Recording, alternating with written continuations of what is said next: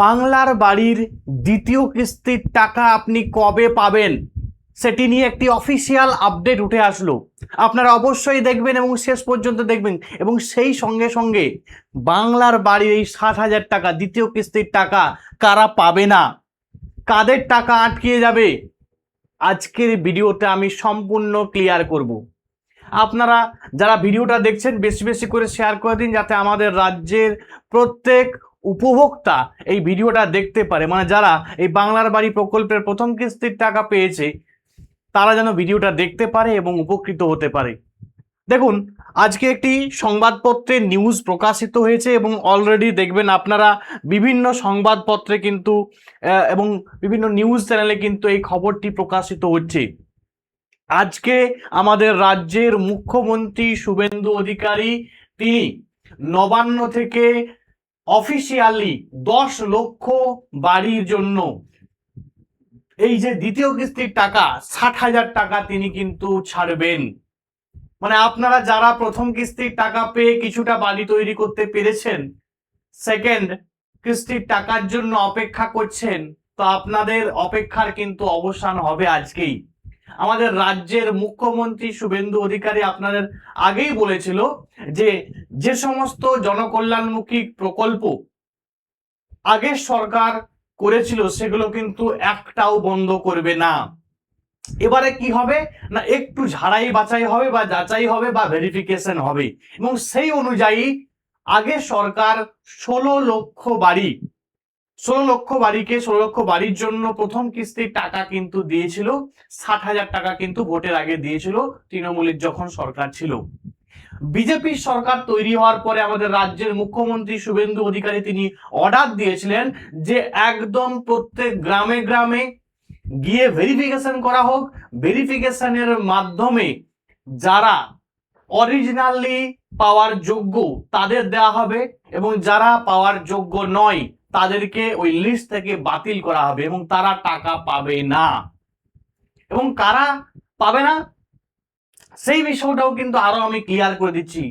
শুধুমাত্র যে অনিয়ম করলে পাবেন না এরকম বিষয়টা নয়, আপনি টাকা পেয়েছেন, আপনি বাড়ি তৈরি করেননি এখনো পর্যন্ত, আপনাকেও কিন্তু টাকা আর কিন্তু পাবেন না এবং আপনাকে টাকা ফেরত দিতে হবে। এবং তার নোটিশ আপনারা হয়তো দেখতে পাবেন বিভিন্ন গ্রামে গ্রামে অলরেডি কিন্তু নোটিশ দেওয়া শুরু হচ্ছে। এবং সেই সঙ্গে সঙ্গে বলে দিই, আপনার যদি রিংটোন পর্যন্ত না হয়ে থাকে তবুও কিন্তু আপনি পাবেন না। ঠিক আছে, তাহলে বিষয়টা আমি ক্লিয়ার করে দিই। এই বাংলার বাড়ি প্রকল্পের টাকা আজকেই দেওয়া হবে। আমাদের রাজ্যের মুখ্যমন্ত্রী শুভেন্দু অধিকারী তিনি কিন্তু অফিসিয়ালি নবান্ন থেকে টাকাটা দেবেন, প্রত্যেক উপভোক্তাই পাবে। 10 লক্ষ উপভোক্তাকে ছাড়া হবে টাকাটা। কারা পাবে না, না যারা অনিয়ম করে টাকা তাদের অ্যাকাউন্টে ঢুকিয়েছে তারা পাবে না। যাদের পাকা বাড়ি ছিল তারা লোকের কাঁচা বাড়িকে দেখিয়ে নিজের নামে টাকা ঢুকিয়েছে তারাও কিন্তু পাবে না। যারা এখনো পর্যন্ত বাড়ি তৈরি করেনি, বাড়ির জন্য টাকা নিয়েছে বাড়ি তৈরি করেনি, তারাও কিন্তু বাংলার বাড়ি প্রকল্পের টাকা কিন্তু পাবে না। এবং সেই সঙ্গে সঙ্গে যারা রিংটোন পর্যন্ত এখনো পর্যন্ত করতে পারেনি তাদেরও কিন্তু টাকা দেওয়া হবে না, এবং দেওয়া হচ্ছে 10 লক্ষ উপভোক্তাকে, এবং প্রচুর উপভোক্তা কিন্তু বাদ গেছে। তো আপনারা অবশ্যই কমেন্টে জানাবেন আজকে আপনি টাকাটা পেয়েছেন কিনা। যদি আপনার অ্যাকাউন্টে টাকা ঢুকে তাহলেও কমেন্টে জানাবেন, এবং যদি নাও ঢুকে তবুও কিন্তু আপনারা অবশ্যই কমেন্টে জানাবেন।